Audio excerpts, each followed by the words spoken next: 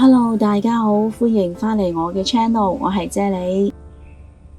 咁呢排呢，啫喱就收到好多朋友仔嘅留言啦，就話屋企嘅長者同埋小朋友呢，去廁所嘅時候都有啲困難喎，甚至乎呢，有啲長者坐咗喺個廁所入邊成個鐘啦，都未能成功去到廁所噶喎。咁今日呢，我就會介紹一款快速緩解便秘同埋深層排毒嘅湯水俾大家啦。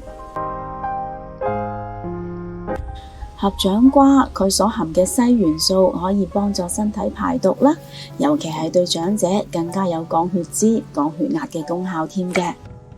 另外，合掌瓜仲含有豐富嘅鋅啦，而鋅呢就可以幫助身體平衡荷爾蒙啦，對於女士生理期嘅經痛、肚脹都有好好嘅緩解作用噶喎。合掌瓜嘅皮包住咗一啲好珍貴嘅細胞液，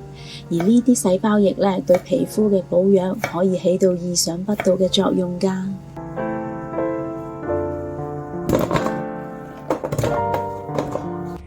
紅蘿蔔佢係天然嘅維他命丸嚟嘅，佢可以淨化血液啦，同埋強化肝臟嘅排毒機能㗎喎。你哋今日好嗎？留言話我知你哋今晚想飲咩湯水呢？祝你有開心愉快嘅一日。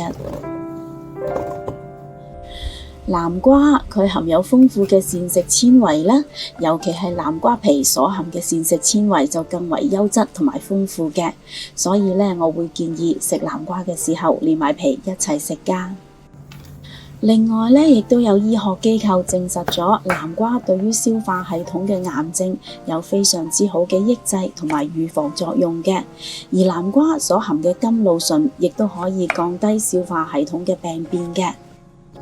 若果你對我嘅食譜有任何疑問嘅話，請你將個問題寫低喺下邊評論區嗰度啊，我係非常之咁樂意同大家一齊討論㗎。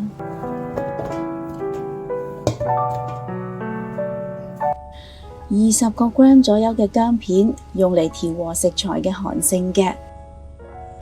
，80個 gram 左右嘅無花果啦，佢有抗炎消腫嘅功效啦，而且呢，佢含有大量嘅果膠，可以軟化糞便啦，令到去廁所嘅時候變得通暢嘅。20個 gram 左右嘅沙參，佢喺中醫角度嚟講呢，係屬於微寒涼性嘅，佢對於燥熱虛火引致嘅便秘有非常之好嘅治療功效㗎。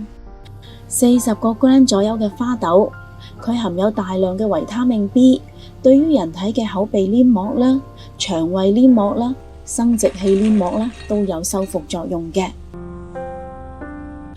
60個 gram 左右嘅紅棗，喺中醫角度嚟講呢，佢有健脾養胃、幫助消化嘅功效嘅。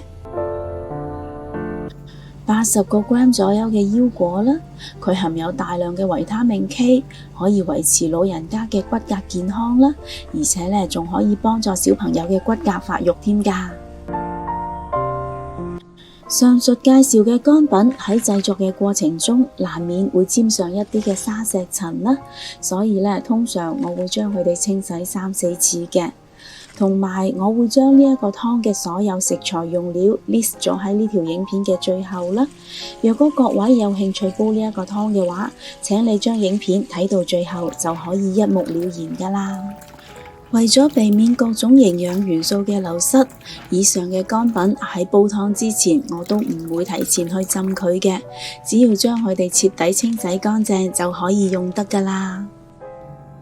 今日我會用電子湯煲嚟煲湯嘅，所以我會加入2.5至3列左右嘅清水啦。個湯煲滾咗之後開始計時，再煲多去120分鐘嘅。哇，好香啊！濃濃嘅南瓜甜香味撲鼻而嚟，